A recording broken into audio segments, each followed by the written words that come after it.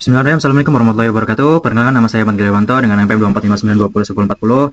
Pada video kali ini saya membuat video tugasan untuk memenuhi mata kuliah analisis dan PSTI. Tugasannya ada 3, yaitu menjawab kuis dulu, terus buat analisis sistem toko buku, ketiga terus buat diagramnya, aktivis diagram, use case diagram, satu lagi saya lupa apa. Langsung aja ke videonya. Pertama jawab kuis dulu. Oke, ini nama saya, kelas 4B, NPM, kemana berikutnya. Komponen pada sirkuit diagram dapat digunakan untuk menunjukkan adanya kesan opsional dalam ketentuan looping serta fragmen otomatis, yaitu D berkhusus saat mempisah narasi use case untuk menggambarkan pesan eksternal pada sirkuit diagram. Tindakan apa yang harus dilakukan terhadap pesan yang terjadi dalam sistem, gitu. Diabaikan sama sekali. OML digunakan untuk membuat spesifikasi, visualisasi, konstruksi, dan dokumentasi dari aktivitas dari pengembangan intensif sistem software berorientasi objek. Benar sih. Dan membangun square diagram, aktor yang diidentifikasikan hanya aktor yang secara langsung memberikan input ke sistem, sedangkan yang menerima output digambarkan dalam diagram terpisah, yaitu salah sih. Berikut adalah simbol dan elemen yang terlibat secara grafis dalam sebuah square diagram kecuali D. Direction. Manakah dari pernyataan berikut yang paling dapat menggambarkan garis utama sistem aktivitas diagram? Basing dah. So, UML digunakan untuk menangani beberapa hal yang perkembangan intensif sistem software berbasis objek kecuali kodifikasi. Aktivitas diagram memiliki kemampuan untuk menggambar proses yang melibatkan lebih dari satu aksi dalam waktu yang bersamaan. Nah, benar-benar. Banyak waktunya. Aktivitas diagram mampu menunjukkan beberapa hal berikut ini terkait aktivitas sistem kecuali C ya. Di dalam pembuatan square diagram, apa tujuan utama yang dilakukan? Identifikasi skenario use case pada tahap awal. C. Square diagram dikategorikan sebagai model dinamis dari use case yang menunjukkan interaksi antara kelas sama ini pada waktu tertentu. Benar. Saat menerapkan tahapan untuk membangun kedua aktivitas diagram, langkah-langkah harus dilakukan sebagai berikut kecuali memulai D. Dalam tahapan membangun aktivitas diagram, simbol apa yang digunakan sebagai penanda bahwa seluruh rangkaian aktivitas telah selesai dilakukan? Status akhir lah, apalagi. Sebuah use case dapat berjalan secara mandiri tanpa memerlukan instalasi dari entitas eksternal seperti Oxford.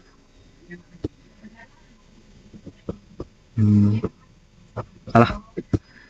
Suatu pesanan dalam sebuah square diagram tampilkan dibaca secara acak bergantung pada tingkat kepentingan. Sebetulnya nggak harus sesuai. UML merupakan metodologi kolaborasi yang mendapati banyak pengguna pemrograman berorientasi objek. Metodologi apa saja menjadi dasar UML?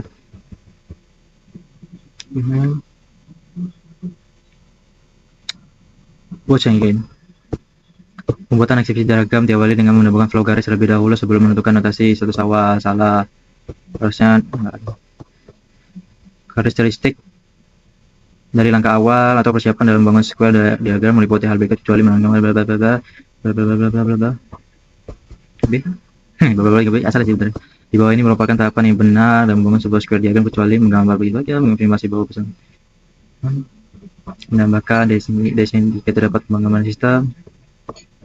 C. Menambahkan desain itu mengapa pemilihan label pada input sistem dan harus disesuaikan dengan komposisi UML. Ini kayaknya jelas nih, agar urutan kronologi pesan dari atas ke bawah tidak membingungkan pembaca. Baik, kirim. Nah, direkam. Nah, selanjutnya kita lihat dulu ya, kan ada analisis diagram, analisis toko sistem buku, ada skenario wawancaranya. Nah, sumbernya ada manajemen toko, kasir, dan karyawan. Kita wawancara dulu dengan manajer toko. Tujuannya itu memahami proses bisnis, pengelolaan stok, penjualan, pelayanan pada toko buku. Bisa lihat sendiri lah ya. Proses penjualan buku, bagaimana proses penjualan buku dilakukan? Pelanggan memilih buku, membawanya ke kasir untuk proses pembayaran, saat berhasil, lalu ada struknya. Bagaimana pengelolaan stok buku? Setiap buku dicatat masuk sistem, jika stoknya nipis, ada notifikasi bahwa harus disulang. Apakah pelanggan dapat memesan buku sedang kosong? Ya, bisa dia pay order, akan dihubungi saat buku tersedia. Bagaimana proses laporan penjualan? Dapat dibuat otomatis setiap hari dan dapat dilihat oleh manajer. Apa yang ada teknik dikelola? Data buku, supplier, pelanggan, transaksi, penjualan, dan stok buku. Selanjutnya wawancara dengan kasir. Apa tugas utama kasir? Ya pasti melayani customer sih, penjualan, dalam mencetak struk pembayaran kan. Terus bagaimana jika pelanggan membayar non tunai? Kasir bisa memilih metode pembayaran digital, kris, atau apa lain. Apa yang bisa dilakukan jika buku tidak ditemukan? Kasir mengecek stok pada sistem, mengarahkan pelanggan melakukan pemesanan jika stok habis, pre-order lagi gitu. kalau habis kan pre-order. Selanjutnya ada wawancara dengan karyawan gudang. Pertanyaannya, apa tugas bagian gudang? Ya pasti mengelola stok buku dan keluar lah. Bagaimana proses penambahan stok buku yang datang dari supplier dicatat lalu diperbarui pada sistem gitu kan. Apa yang dilakukan jika stok habis? Dia melaporkan ke manajer untuk melakukan pesanan ulang gitu aja. Entitas yang terlibat, pelanggan membeli buku, kasir melayani transaksi, customer, manajer mengelola laporan dan stok, terus gudang mengelola kesediaan buku, supply pemasukan buku, terus buku ini produk yang dijual, transaksi, data penjualan, pembayaran, dan penjual. Salah. Masalah itu buat diagram ya.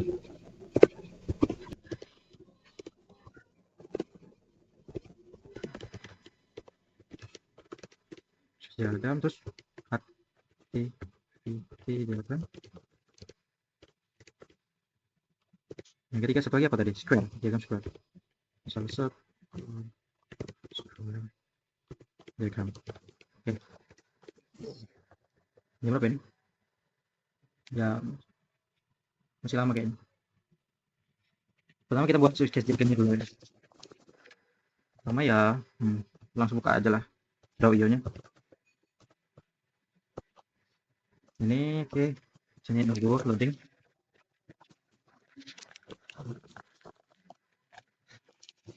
Ini yang kemarin.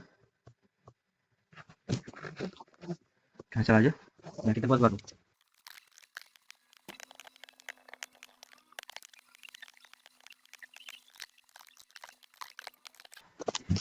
Nah, di sini ada use case diagram toko bukunya. Pertama ada pelanggan tuh lihat katalog buku, mencari buku yang mau, baru membeli bukunya. Membeli bukunya tuh lewat kasir, proses pembayaran. Kasirnya tugasnya input data penjualan, terus melakukan proses pembayaran dari pelanggan, diproses ke pembayaran. Setelah pembayaran selesai, kita extract kasih ke pelanggan. Ada aktor lain, ada manajer itu kelola data bukunya, kelola data suppliernya apa aja, ini tadi bukunya apa aja gitu kan. Terus laporan penjualan dari si kasir. Setelah itu bisa cetak laporan penjualan ini berapa. Selanjutnya ada gudang, itu mengelola stok buku yang ada di gudang, terima buku dari supplier, terus permintaan stok buku kalau misalkan kurang kan, dia pesan buku kepada supplier. Seperti itu terus pembayarannya.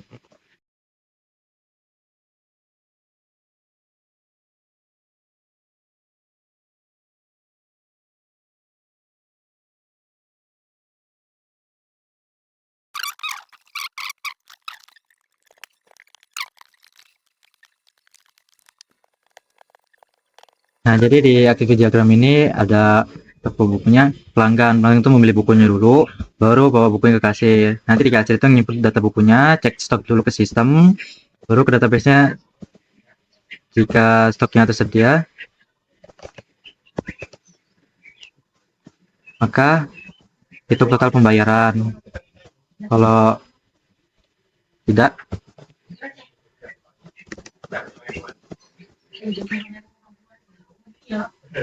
jika tidak, maka nanti tampilkan stoknya habis, langsung end, nggak jadi beli dia.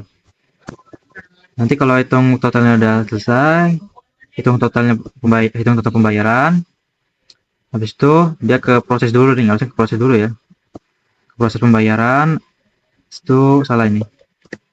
Dari proses pembayaran, dia ke simpan transaksi.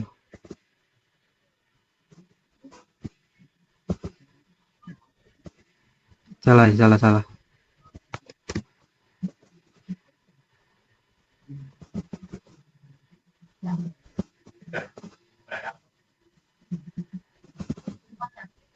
Nah, dari tumpuan pembayaran, maka kasir memproses pembayarannya dari pelanggan. Setelah membayar, simpan transaksi. Nanti transaksinya juga simpan ke database. Nah, jika sudah, maka dicetakin stroke. Cetak stroke, baru dikasih ke pelanggan. Nah, kalau ke pelanggan sudah berarti selesai proses membeli bukunya pada diagram activity diagram. Seperti itu aja sih. Hanya satu lagi ya, pelanggan membayar gitu.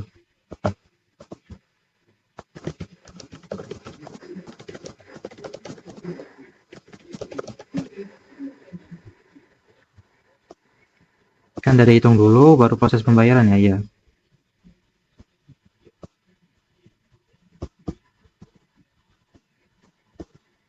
Nah, gini proses pembayarannya.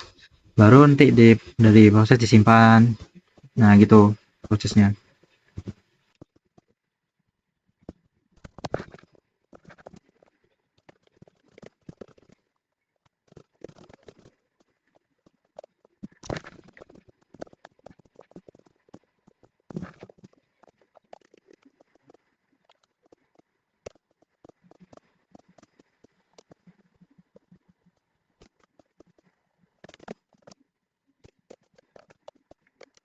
Nah, nah, selanjutnya square diagram ya.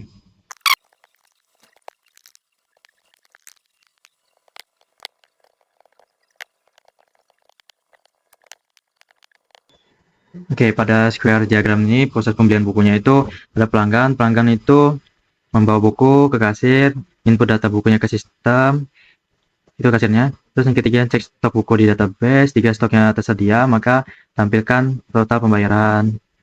Terus nanti pelanggan ini melakukan pembayaran. Habis itu kasirnya konfirmasi pembayaran dari ke sistemnya simpan transaksi ke database, dan transaksi juga tersimpan ke sistem. Satu cetak struk dari sistemnya ke printer, lalu yang 11 menyerahkan buku dan struknya. Nah, seperti itu aja sih proses pemesanannya, square diagram.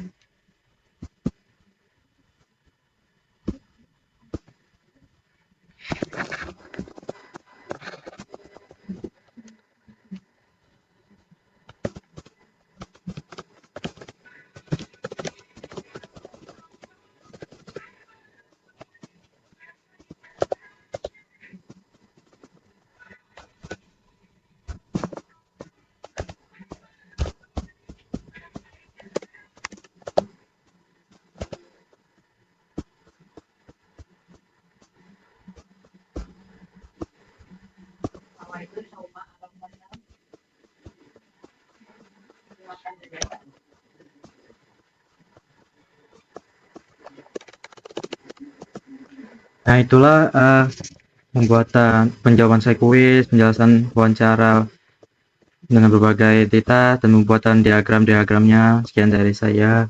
Saya akhiri. Assalamualaikum warahmatullahi wabarakatuh.